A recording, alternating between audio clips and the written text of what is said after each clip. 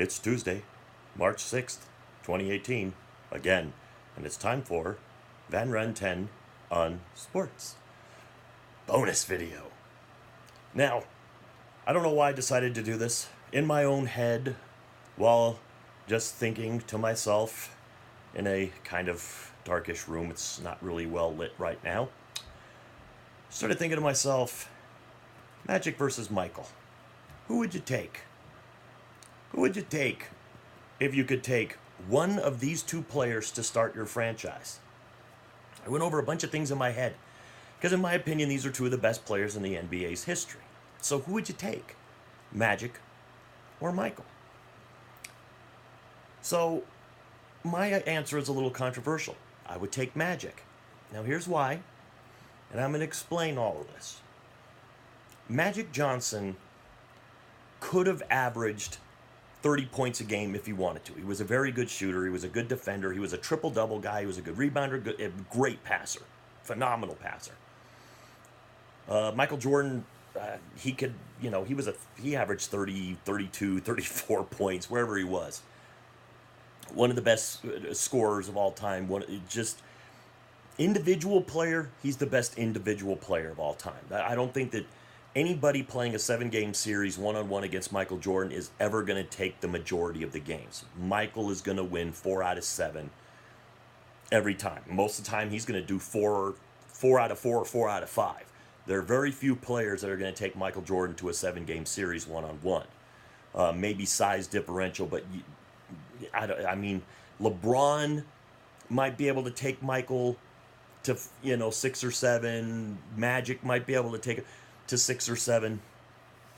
Kobe probably to 5.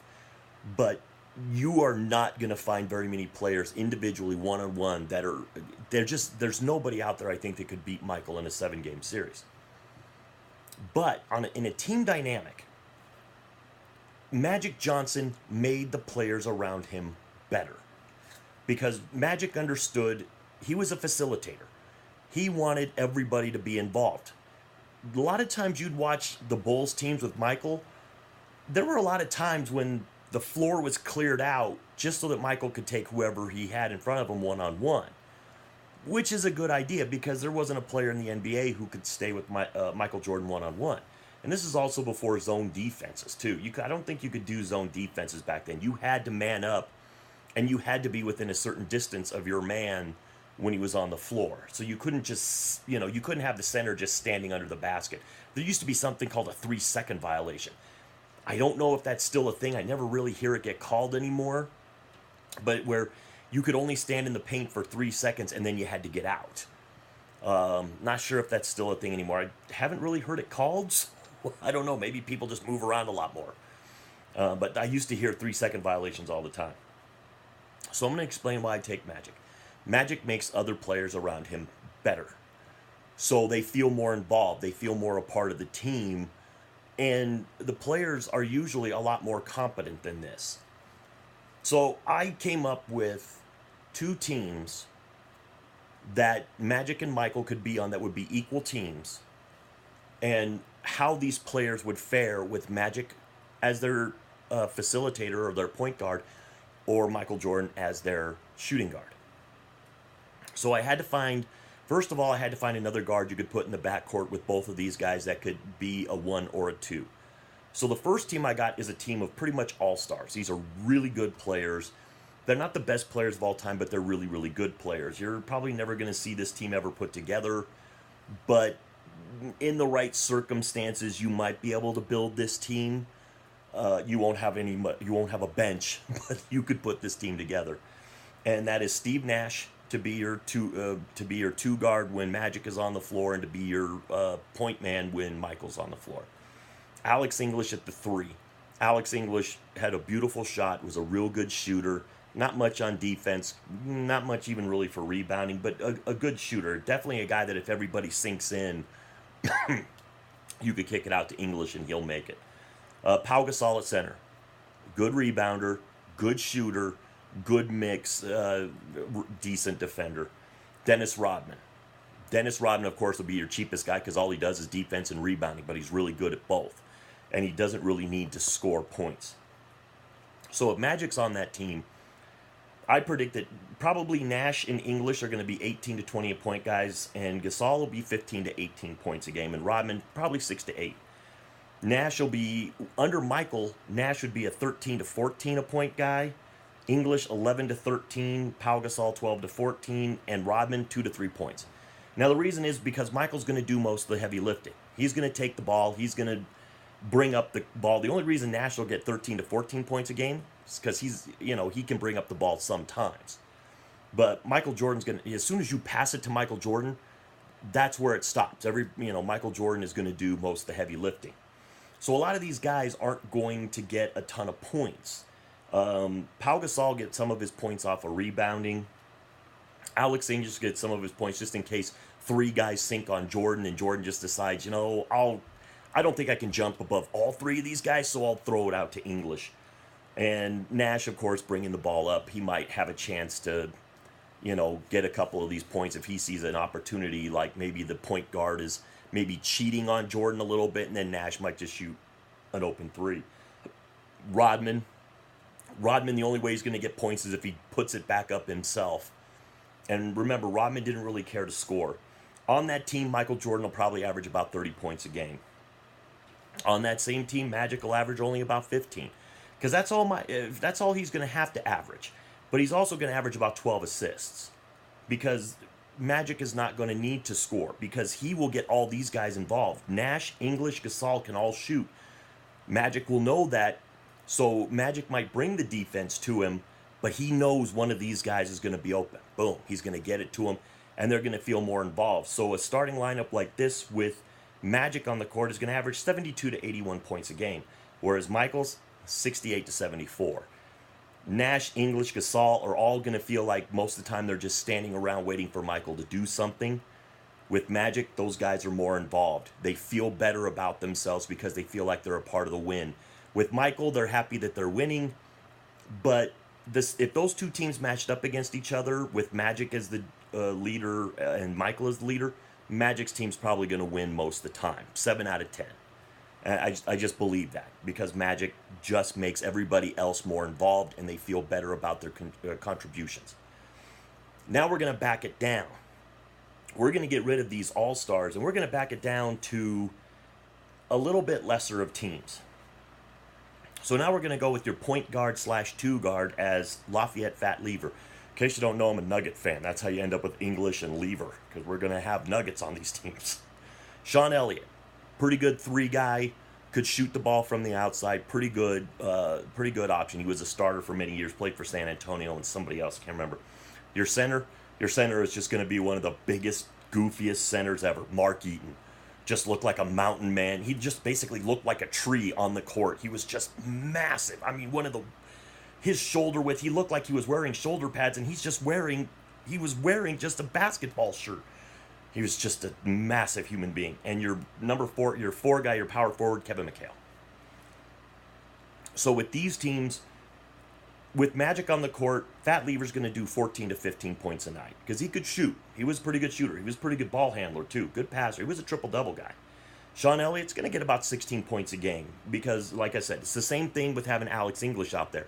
If everybody sinks in on Magic when he goes into the middle of the floor, he's going to kick it out and find Sean Elliott out there. So Sean Elliott, not as good as Alex English, but a good player. Mark Eaton's going to get 8 to 10 a night. The reason Mark Eaton's going to get 8 to 10 is because Magic, once again, he's going to go into the lane. People are going to respond to him, and it'll be one of those kind of wraparound passes that Magic was known for, to Kareem almost, where he's just going to do a wraparound pass. It'll be an easy layup or dunk for Eaton, and that's how Eaton. McHale's going to be his go-to guy. McHale's going to get 20 to 22 points a game because McHale will get a lot of his points also on rebounds as well. But McHale was a pretty good shooter, had a nice baseline shot. So McHale, also one of those guys, if you sink into him, he's going to kick it out to him. And then McHale will get a little bit more points on rebounds than Sean Elliott would. Magic will average a little bit more points because this team isn't as good. So he'll put about 23 points a game up instead of the 15. And he'll probably get about 10 assists because these guys are going to miss a little bit more often, especially like Fat Lever and Mark Eaton. They'll miss a little bit more often than, the all-stars at the top. This same team with Michael. Fat Lever's going to get 10 to 11. Once again, he brings up the ball, so he might just shoot it real quick before he even gives it to Michael, which will piss Michael off. Sean Elliott, close, 14 to 15 points a game out of Sean Elliott, because Sean Elliott, once again, Michael liked to kick it to Pippen every once in a while, so I'm guessing Sean Elliott would be kind of that same thing. I'll kick it out to my backup Pippen. Mark Eaton's only going to get 6 to 7. It's going to be mostly off of rebounds. Michael is not, because Michael is going to get Mark Eaton out of the lane, because Michael's just going to basically go, Mark, get out, take the center with you. You go stand in a corner and let me do my thing. So the only way Mark Eaton's going to get those points is rebounding. And so he might be good for 6 or 7. McHale, just a really good player. So he's still going to get 15 to 16 points a night. But once again, Michael, when everybody's sinking in, Michael doesn't really kick it out. And he might kick it out to Sean Elliott on one wing, but he's probably, and he may kick it out occasionally to McHale. But McHale and these guys aren't going to be close enough to rebound as much, so they're not going to get as many points off of rebounds, because they're not going to be as close to the basket, because Michael liked to clear out. So Michael on this team, he's gonna feel the heat. He's gonna feel like he has to score more points. So he's gonna score 34 a game. So under this regimen, this team will average this team of starters, or under Magic, will average 81 to 86. Now you sit there and go, well, that's a lot of points. It's like, and that is a lot of points. But I think it's because Magic has to score more with these guys. And Michael's team, 79 to 83, once again, same thing. Also, Magic and Michael are clearly the best two players on the floor. So there is going to be a lot more sinking in to help on defense. Whoever has to cover these guys, there's going to be a lot more sinking in to help on defense, which means these other players are going to get, the team is going to score more points, because there's going to be a lot more sink in, so these guys will be able to dish it out a little bit more. I think the scoring would be up, because there's going to be a lot more guys that are going to be open. And all NBA players, usually most NBA players, can shoot when they're open. So there'll be a lot more open shots for this team, because they won't feel like they have to cover those guys. They're going to say, you guys on the outside can try to beat us, but we're not going to let Magic and Michael beat us. Whereas on that top team, Nash, English, Gasol, you still have to respect their abilities. They are all still really good players, so you can't double up as much on Michael and Magic. So that's why those teams down below, even though they're lesser teams, they'll average a few more points, because there'll be more wide open shots for those guys. But still, with all that being said, Magic makes the players around him better. Lever, Elliott, Eaton, McHale will feel part of the team. They will feel like they are contributing to the victories. They will feel better about themselves. Whereas with Michael Jordan, you're happy you're winning, but you don't feel like you're really a part of it. Not as much as this. And all these, and most players want to feel like they're contributing to the victories as well. They don't want to sit there and go, well, you were just standing around while Michael was doing all the work. Well, wouldn't you stand around if the greatest player? But then you don't feel like a part of it. With Magic, you would feel like you were part of the team victory, and it would make you feel better inside, and you would play harder and you would play better. Whereas with Michael, you would just sit there and kind of get a little lazy, maybe thinking, he'll do it. I mean, I don't have to be great, because he already is. And that's why I think Magic's teams would beat Michael's teams if they had the same talent around them. So what do you think? It's very controversial. I know a lot of people out there are going to disagree and say Michael Jordan's the best basketball player of all time. There are other people that say Magic wasn't even one of the top 10 best players. That's your opinion. My opinion's different than your opinion. That's okay. We're all human beings. We're all allowed our own opinions. I would love to hear your opinions on this. If you think I'm stupid, go ahead, put it down there. Tell me I'm stupid. I've been told worse all my life, so it's okay. Put whatever you want down there. I'm interested to hear what you think, Magic versus Michael. I may do more of these, because this was a lot of fun. So with all that being said, to the troops, past, present, and future, thanks for the freedom.